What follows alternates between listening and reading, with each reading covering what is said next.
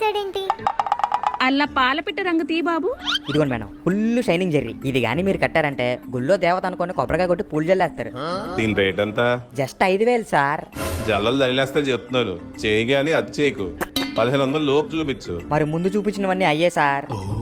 అయితే నాకు ఈ చీర నచ్చిందండి, ఇది తీసేసుకుందాం. ఇది 1500 కదా? 1500 సార్. ఇది ప్యాక్ చేసేయండి. Okay sir.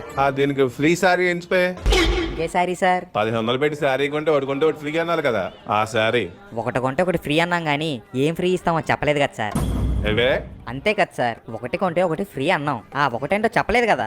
ఆ ఒకటేంటంటే ఈ శారీ కొంటే ఒక బ్యాగ్ ఫ్రీ. ఏంటి నాటకాలు ఆడుతున్నావా? ఒకటి కొంటే ఒకటి ఫ్రీ అని పెట్టి మళ్ళీ ఇప్పుడు బ్యాగ్ ఫ్రీ అంటావేంటి? అదే సార్ నేను చెప్తుంది. ఒకటి కొంటే ఒకటి ఫ్రీ అన్నాం గానీ ఏటి ఫ్రీ ఇస్తామో చెప్పలేదు కదా. నిన్ను ఫ్రీగా పంపించేస్తారా పైకి?